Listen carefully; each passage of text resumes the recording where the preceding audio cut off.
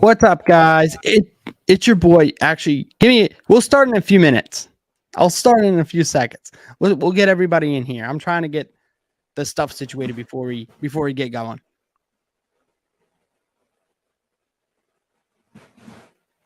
Sounds good.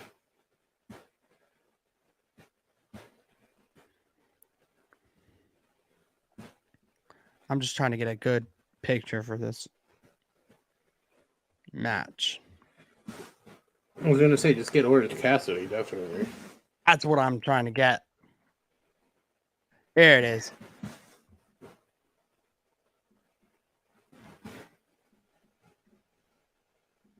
Like go on YouTube and copy it over.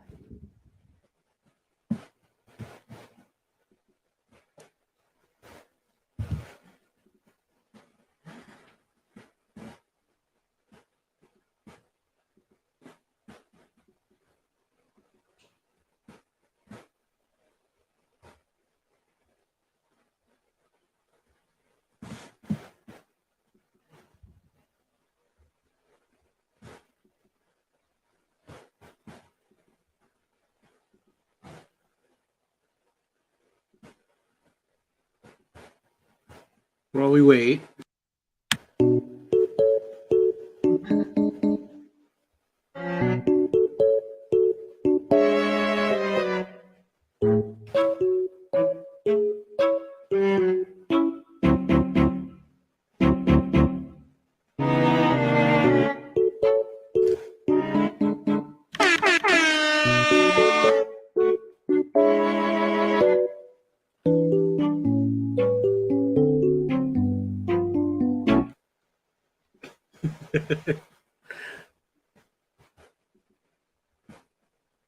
It's what it feels like right now, Danny.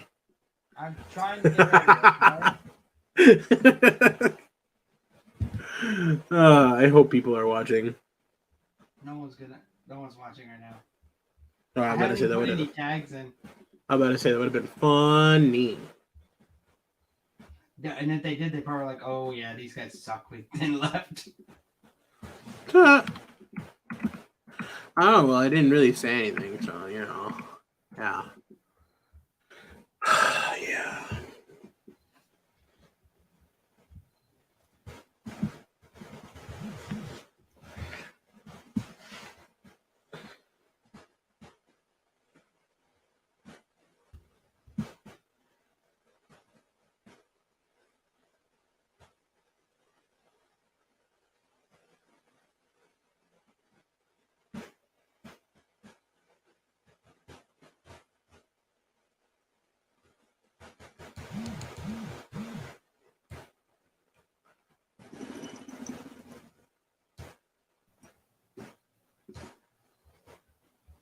Oh wow, 2 people right now. So.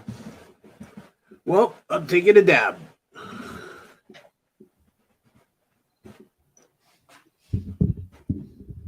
Okay. Ready? Hey guys, it's your boy Dirty Dan here. As today we are doing Aew Dynamite review. As I'm with me as always is my review colleague, Mr. B DJ himself, Big IC. How you doing today, Big IC? You know, we out here. We watching the shows. We watching the product. You know, even though Will is the champ and he doesn't even watch the product. Honestly, that shit pissed me off, man. That shit pissed me off. We had a part-timer come in here and win the title, basically. It's okay. You know what? You know what though, Danny? Like that's why you gotta keep you get like yes, follow Dave Meltzer and all that fun stuff, but like have a little independent freedom and don't just think that what Meltzer calls is what's gonna happen. Oh yeah, he didn't even do that. He just copied what we knew. It's gonna be great. It's gonna be great at the next title, at the next pay-per-view, because he can't go off of us because he's got to do his own opinion first. Yep. And not watching the product going first is gonna be a lot harder. Definitely is gonna be harder. So, let's get into this, man. Let's get right into it. No, not that one. I'm about to say we're gonna do that first, bro. No, I get in. Let me hit that intro first, though. Yeah, I was gonna say, where is it? It's the punk boys, bitch, you better bow down. Crowd just wanna hear the show, start the countdown. Don't be messing around, we ain't chasing no clout. Better shut your ass up before we put your ass down. Might get lumped up, taking verbal bumps, chump. We don't ever bite tongues, always keeping it a buck. Danger we will, they gon' change the game. Bump Boys podcast, it'll melt your brain. Y'all don't wanna see the flame, so don't spark the match. We like rookie Kurt Angle, make your ankle snap. Three amigos like Eddie, but don't lie or steal. Only cheat when we got it, but to win we will. Mike skills like Dusty, but go hard like Brock. I'm a stunner like Austin, dropping elbows like Mach. Y'all don't wanna see the finish, cause it's us on top. 1, 2, 3, get the V and get a warrior pop. Yo! Oh, yeah. Oh, Canada. Oh, Canada.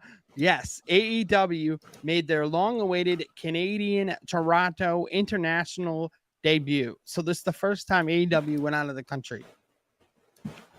And what a show it was. That crowd made that show fun. Straight Honestly, up. great crowd. They popped for Renee Paquette, who opened the show. Renee Paquette opened the show. Yeah, Said welcomed everyone to AEW Dynamite, and then she brought out the Canadian Destroyer himself, Christian Williams. Cage.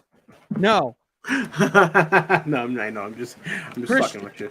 Christian Cage, and then Christian Cage brought out his muscle, Luchasaurus. You're about to say Wardlow. Yes, I was. We'll get to that later. Get fucked. So yeah, let's get into this. So first match we had was Jungle Boy Jack Perry versus Luchasaurus. This was an okay match. It was all right. Yeah, you watched a little bit of this, didn't you? I did, but the thing, like, I watched it and I kind of knew it was gonna happen. Oh, like, yeah, you knew they're trying to build him up as a monster. Yeah. I think one of the best parts had to be Cage on commentary exclaiming that the table spot should have been a DQ. Yeah. Pointing out that technically Perry used the weapon.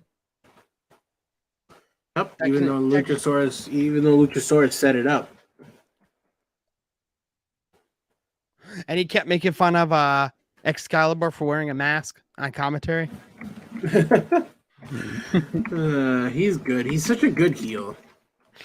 Dude, he kept making fun of him. And then after this, we had a backstage segment between Private Party and The Firm, as Ethan Page and Hathaway had a discussion as Matt Hardy came back.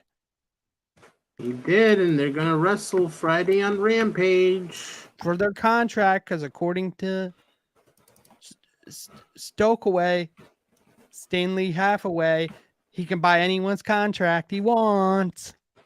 That's kind of crazy, though. You know what, though? It's fun. I'm glad, like, I'm actually enjoying AEW TV for a little. Like, even though it's, like, super predictable, I still kind of enjoy it. But if Cassie defeats Ethan Page, Private Party wins their contract freedom. If not, the Firm wins Hardy's contract too. Yeah. Oh yeah. That's going to be very interesting how they play that. Yeah. It is going to be interesting. Because it's going to be a way that you use Matt Hardy with them. Yeah. So I think that could happen. I think it could happen too, but you never know. Like, remember what they were going to do with the whole Andrade thing, and then how that turned out. Yeah. So that was one of those terrible segments that could have been a lot better than what it was. Yep. But the thing, like, I still enjoyed what they did. Oh yeah. Like, you know what I mean? I still enjoyed the segment. Oh yeah, I thought they did a good segment. So let's get into the next match. It was That's a move. We got Wardlow finally and Samoa Joe versus Nick Coromundo and QT Marshall of The Factory.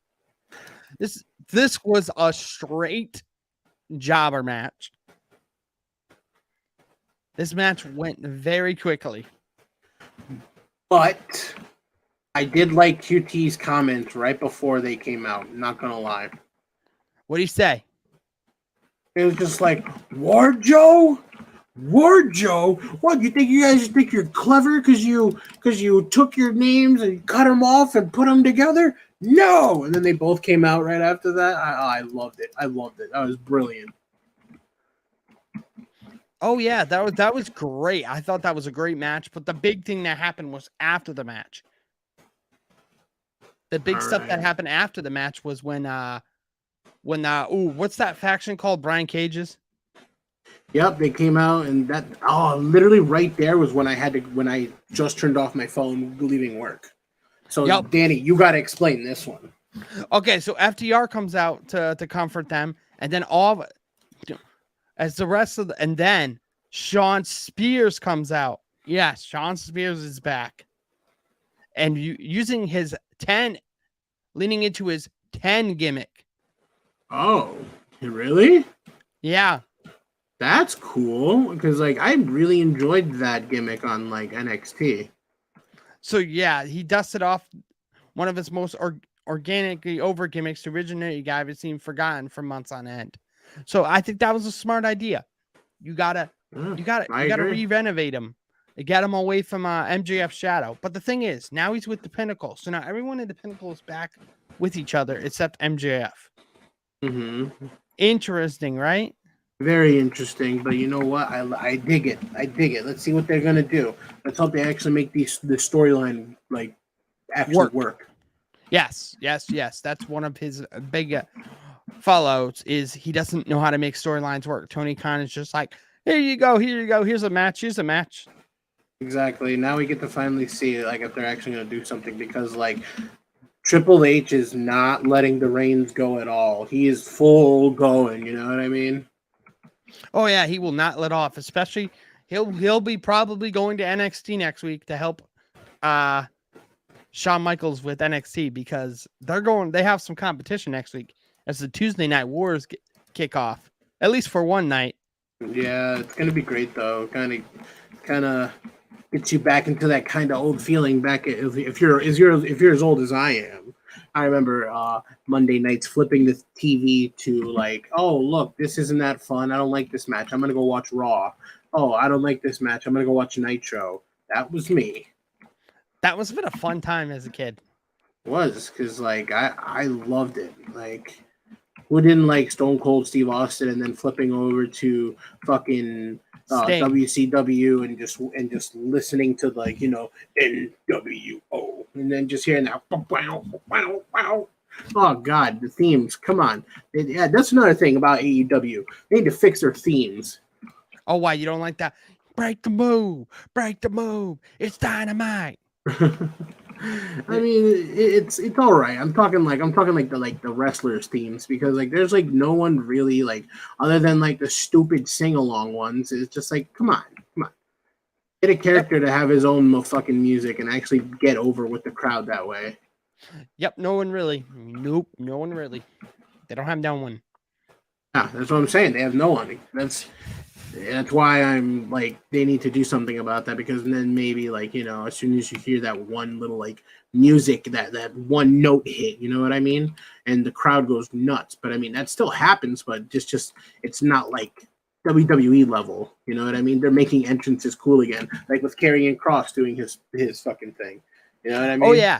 Oh yeah, your entrance builds the character up, and I think if you have a great entrance, you already got that character level there. Exactly. But that's going a little off topic. So what happened after that? Daddy Ass Billy Gunn versus Swerve Strickland. See, I missed this one, but I didn't. That's why I'm asking. I didn't know what happened in the match. So let me know. Did my boys the Acclaim come out? Yes, they did. They scissored him to the ring. Beautiful. Did you? Speaking of, okay, now we can talk about this. Oh, the fans in the arena chanted, "Oh, Scissor Me Daddy," in tune with the White Striped Seven Nation Army. Oh yeah, like usual. Yeah. Oh, Scissor Daddy. Yeah. But did you, since we're on the topic of Billy Gunn, how about Corey Graves this week? Okay, I thought he was really good. The reason why is because at the end of the show, when DX came out and did their thing, and Road Dogg got on the mic and did his usual, ladies and gentlemen, children of all ages.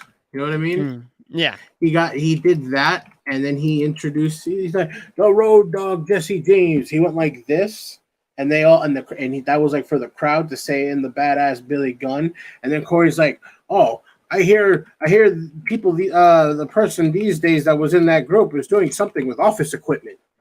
I thought that was hysterical. I was like, that Corey Graves, as much as I hate you, and like that was a brilliant a brilliant line. Honestly, I thought he was really I do honestly Corey Graves is a lot better now that he doesn't have Vince in his ear. Yes, I definitely gotta agree with that because it's like he feels like almost like the Jerry the King Lawler. Yes, he's a lot more comfortable. And plus he doesn't have to swoop over his wife every 60 seconds. We get it, you're married. Yeah. Carmella, man. Okay, so that was a quick match. It was? Not real. Yeah. It's an old man versus Sturb Strickland. What do you expect? Yeah, I mean, it's crazy to see Billy Gunn like wrestle still, though. I'm not gonna lie. And then post-match, Smart Mark Sterling and Tony Nese revealed they had purchased the copyright of Scissor Me. Wow, really? Yep. And trademark was no nonsense and a fun freshening up ahead getting a match. MJF cut after Scissor Me in Pro Wrestling, and then after that match, did you see the MJF promo? I did not, because I was literally eating dinner. So after that was an MJF promo, where he cuts a fantastic promo of not being happy with himself, with not liking being a villain, but that is what it takes to be the world champion.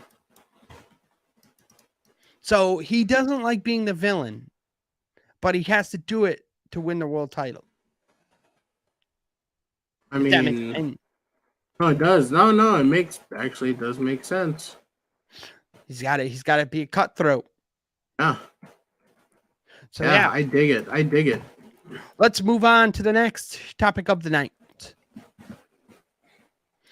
Jon Moxley's promo. Did you see this part? I did. I caught the beginning of it, and then, but what I really saw was Adam Page. Oh, okay. I thought Mox had a good promo. I thought he did, but wow, Page, that was a really good promo. Oh, I'm very excited for this match next week. Yeah, like Page went hard, and that was awesome to see because he was getting kind of stale and boring for me, and that right there kind of like gave him a little more character, you know? Like I dig it. I thought it was great. Oh no, I think he's done a fantastic job. Yeah, it was really good. It was really good. Yo, Danny, whatever happened to that background noise that background music that you had? Oh, I could do that. Want me to play? You should. Yeah, you should. Okay. Just whenever we have like a little silence, you know, we got something. Yeah. I thought that was cool. I dig that.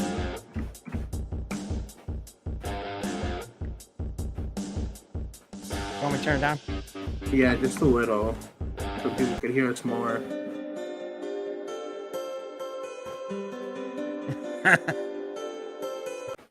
Which one do you like? Yeah, that one. So yeah, I thought his promo was really good, man. He did a fantastic job of keeping it up, and I think they both did good. I thought he's like, "Oh, you said you respected me as a man." And he's like, John, I respect you. I've seen what you've done in the last 3 years. God damn, this shit got loud as fuck. Yeah, so turn it down. Oh.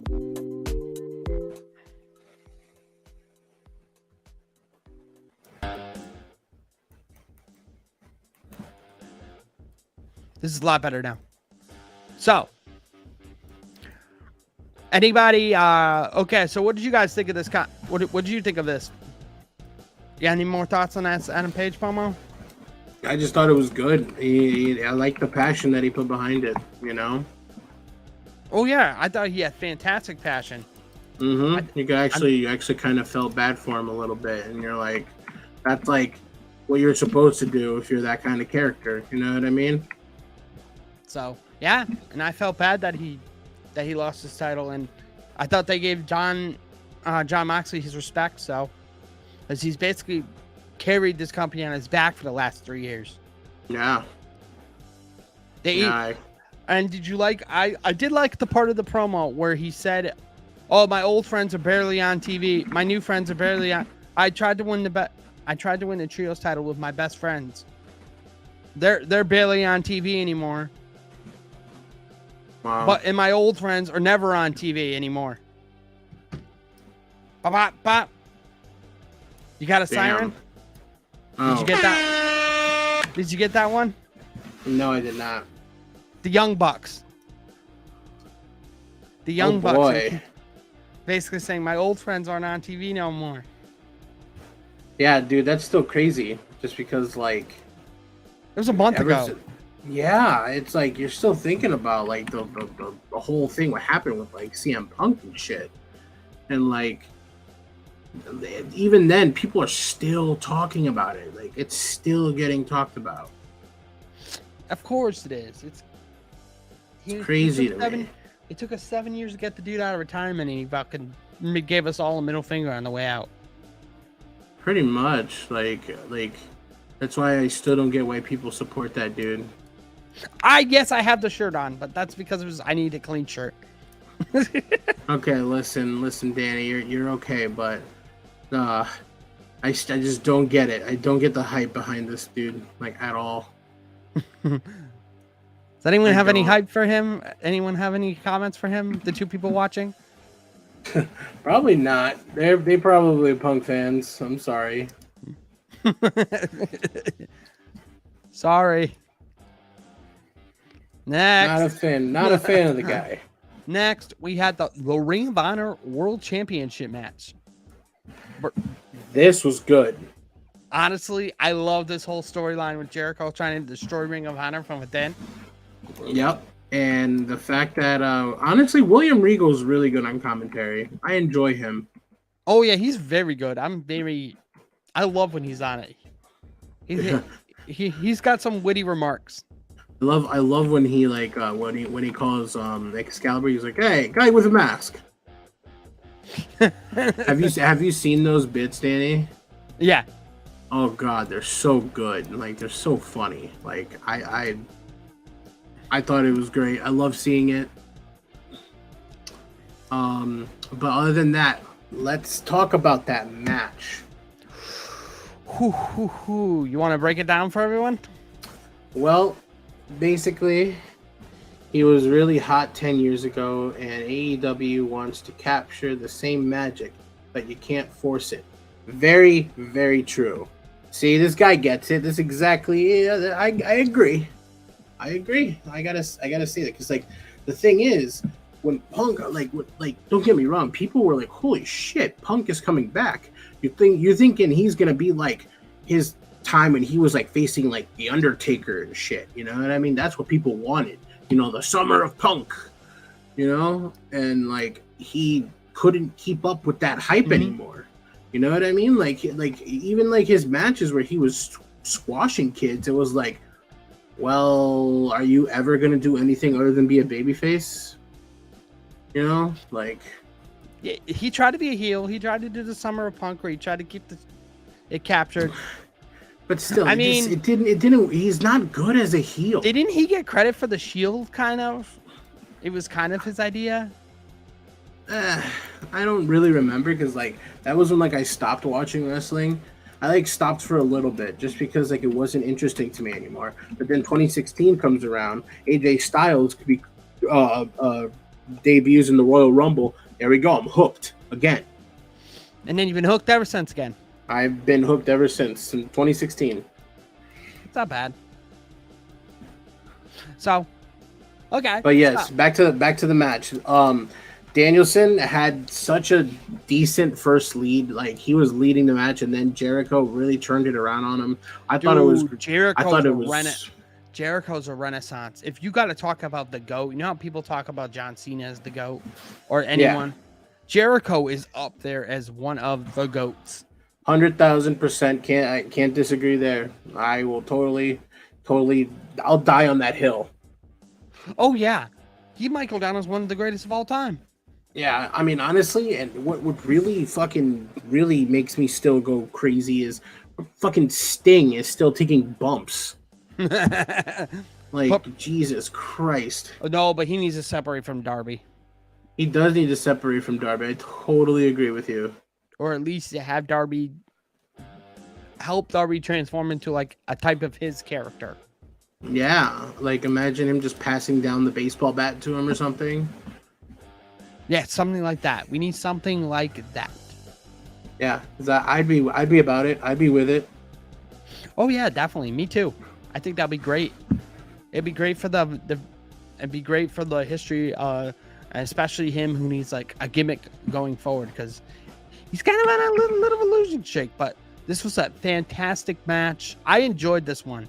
I was hoping Daniel would get it after Garcia. Too. That was awesome. Garcia's turning into Big Show. I still thought that that was a double. That was a double cross. Heel. That was a double cross, and it was great. It was a double cross. They executed it perfectly. They did. That's why I did not expect that at all. I was actually like, "Oh my god, holy shit!" I thought he was gonna come down and help him, setting up the Jericho. Me too. And then that Jericho happened. Garcia face off. I was shook. I can't deny.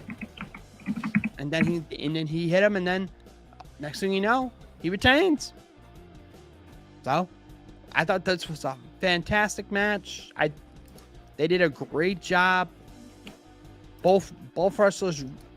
This was a wrestling match. If you liked wrestling, this was a wrestling match. Yes, it was. It was fantastic. All the spots, all like the reversals, and just Jericho taking that thing off the side of on the side of the ring, like killed it.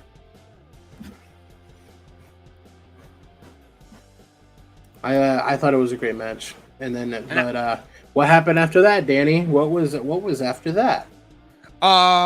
Yes, the Blackpool Combat Club came down and confronted the JAS, so we might get a showdown between them.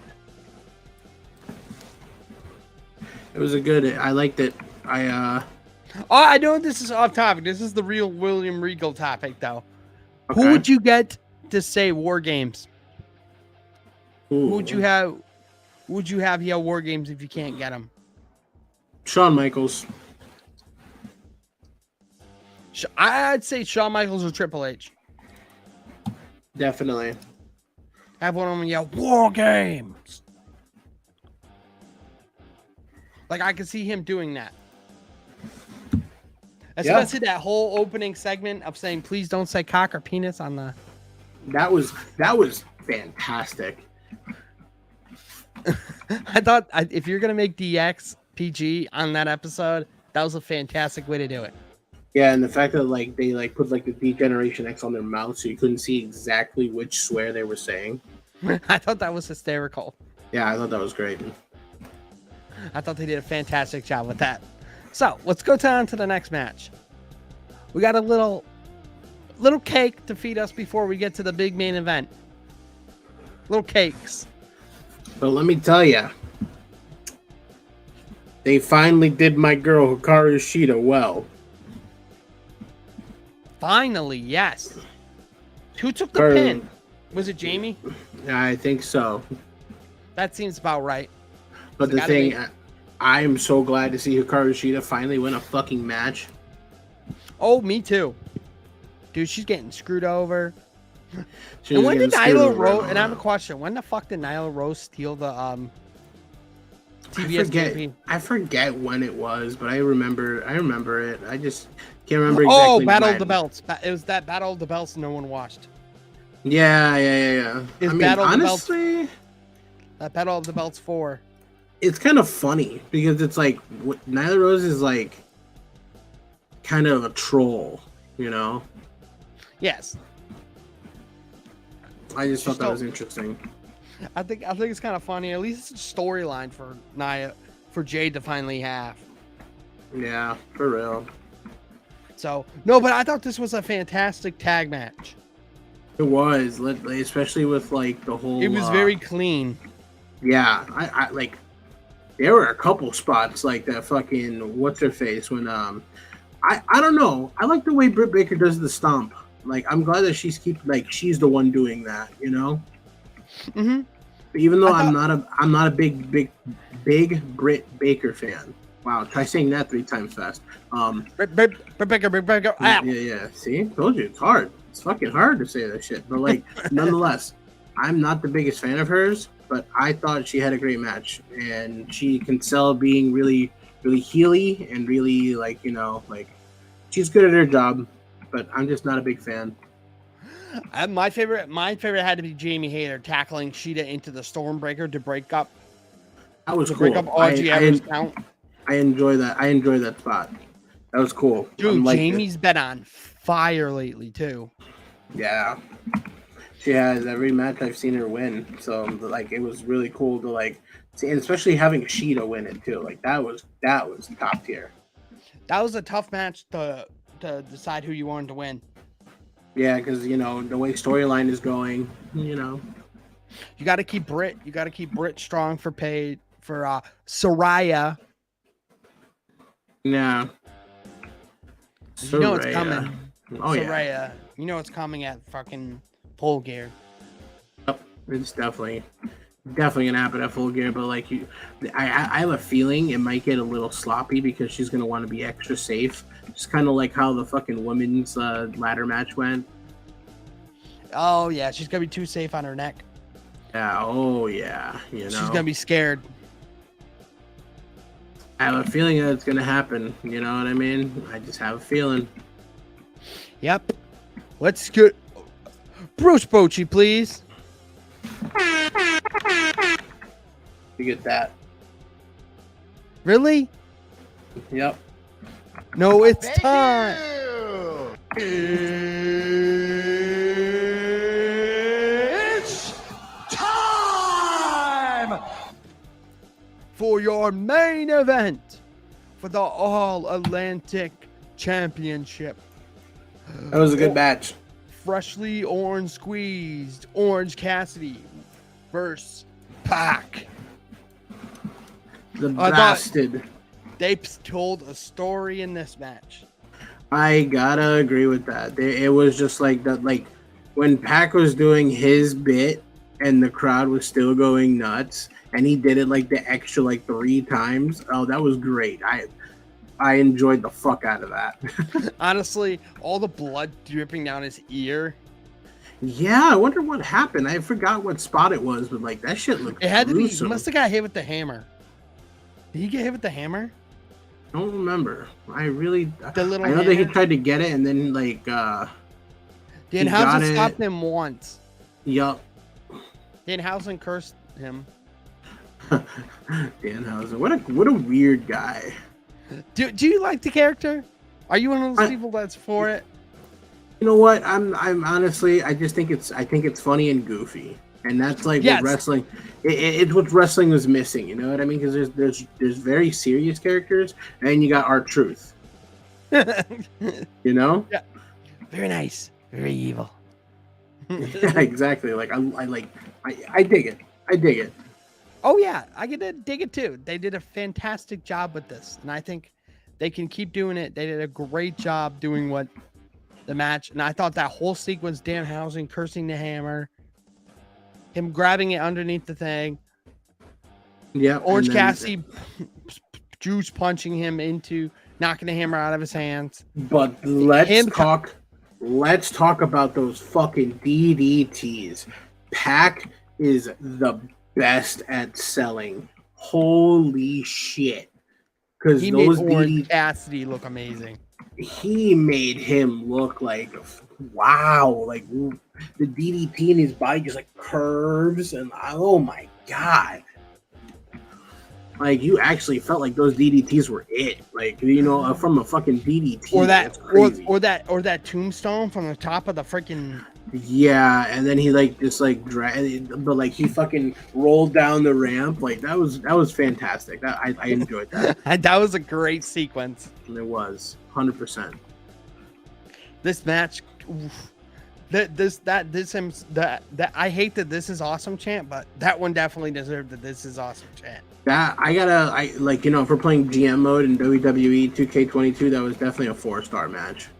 Oh yeah, definitely. Or like a 4.5. You know what I mean? Like that was a really good match. Dude, that was a very great match. I'm so happy. I knew Pac was gonna end up losing it because I didn't think he was gonna be double champion for that long. So he was double champ. He definitely it's nice to see him get his recognition, Oh yeah, definitely. The king of the cruiserweight, the former king of the cruiserweights. He was great as a heel in WWE. That's where he got it. He went from he was he was a babyface for a while and boom, heel. He stayed there and he stayed good and he stayed hot. You know what I mean? Then he got pissed off. Remember? Then he got pissed off because of Enzo Amore. Yep. Fucking Enzo Amore. Another guy's career went down the fucking toilet bowl. Yes, but you know what though? I loved him. Not gonna lie. I did too. I was a big Enzo fan. Too. He had a great gimmick. Yep, I love the whole New York, New Jersey. Bada bing, bada boom. Realest guys in the room. Yep, I love that shit. And apparently they had a match with the Hardy Boys in Waterbury. Did you hear about that? Was that on Independence? Yeah. Oh wow. Yeah, they had a match with the fucking Hardy Boys. Kaz XL and fucking Kaz XL and he was just called N.Zo. Oh wow. Interesting. Yeah, that match was actually really good. If you got a chance to go up on YouTube and look it up, telling you, I loved it because he stops mid match, grabs the mic and just keeps talking shit. It's so good. Dude, it's crazy. I'm surprised no one has signed him again. Yeah, because he was I guess no one wants the cancer. It was great because he started off the match with the Hardy Boys in the ring. They're like, hardly boys, hardly men, hardly boys, hardly men. And just kept saying that and just kept going at him he's still got it. Send me the link later on Facebook. I will, dude. I'm I dig Enzo because I still have yet to find someone else who has as good of mic skills as him. Oh wow! He's almost on the Rock level. Dude, he could have been that good. He could have been that good. Honestly, he was so good on the mic. He knew how to talk shit. That's how you talk shit. Hardly boys, hardly men. Yeah, I'm looking it up right now. Keep him entertained, Danny. Okay, so this is a great match. All the orange confetti fell after the match was over. Chucky and Trent came out. The rest of the best friends celebrating as Dynamite went off the air. Sean Ross Sapp reported a picture that was Chris Statlander was there also to celebrate with her friends. So we all wish her well as she tore her ACL again. Hopefully she feels better soon and gets back out there. So if anyone had any questions for us, please put them in the comments, or please this time to like and subscribe to the channel. Me, Big IC, King William, Joey the Dream, the Dukes, we're all trying our best to get this channel up and going again. I'm trying my best, guys. We game too, so we can talk wrestling, we can talk games. Let's we got Discord. Join in there, get active. The more active you guys get, the more we get active. So oh yeah, So like Oh. you know, let's I put different channels in the Discord. There's gaming, there's AEW chat, WWE chat, you know, memes, like whatever. Like this is supposed to be a little fun community. Let's make it a little fun community. Oh yeah, definitely. I like that. So, ready? Oh, I'm ready. You think I should? I'm trying to get it to so it plays it for. Should we play it? Oh yeah, play it. I might get flagged, but oh well. I don't think it should. That's a low level. Oh, you're gonna play the match?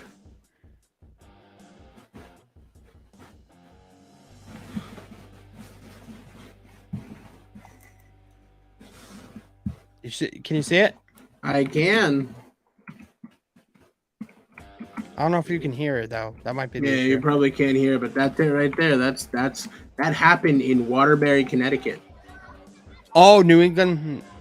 March Yeah. 27th, 2022. Oh, there we go. Now I can hear it. You know what? About $100 to fill up our gas tanks and load up our Corvettes. And as we were sitting there, we were talking about this big match we have coming up at Northeast Wrestling on March the 27th. It's a Sunday. And he overheard our opponent's name. And he said, oh, I'm an independent wrestler. I'm a wrestler as well. And I said, oh, really? I said, well, what's your name, kid? My name is Bozo Amore, and I am a bona fide G and a certified rodeo clown, and you can't teach that. Now, I came here today after a bad breakup with the Dairy Queen on my way from the Dollar Tree out to the dollar store where I met with the Dollar General, and he said to me, you better have second thoughts, which is exactly 2 more thoughts than our regular day-to-day. Hold on a minute. Let me ask you something, Bozo. You realize who we are? We are active still, and we are the only team to ever hold the WWF World Tag Team titles, the WWE World Tag Team titles, the WCW World Tag Team titles, the Ring of Honor World Tag Team titles, the TNA Impact World Tag Team titles, all multiple times. Could you ever envision yourself and your partner doing that, Bozo? Well, you can't teach that. Yeah. And on the 27th of March, in Waterbury, we're going to let the people determine who they want to root for on that night. But keep this in mind. Nobody can be the legit GOATs, the Hardys. But anybody can be Bozo and Big Ass. See you boys on the 27th at Northeast Wrestling. That's how it started. You know what I mean? Time for your main event. It's tag team. We're all gonna watch it up to the Hardy boys. Yep. NEW Live. It's the moment you've been waiting for. And talk about a throwback, Jerry. I am getting chills up and down my spine. I'm going to let the moment speak for itself.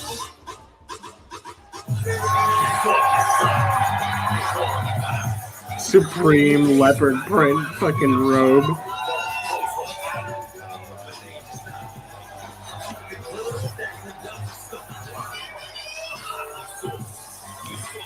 Dude, them breaking them up was the worst decision. Agreed, but you know Vince.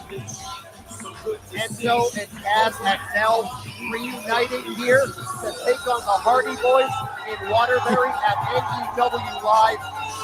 Jerry, that moment just spoke volumes. There's something that feels just a little more right with the world when Enzo and Taz. I stopped it. Yep. I can hear that you did.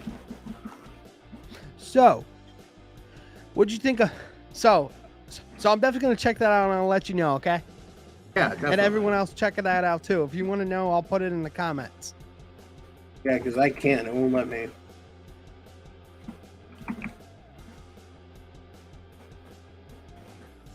There you go.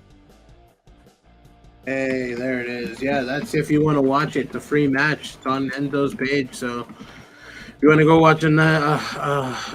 That happened this year, like early in March. Yeah, crazy. Yeah, that was right after doing their little comeback tour.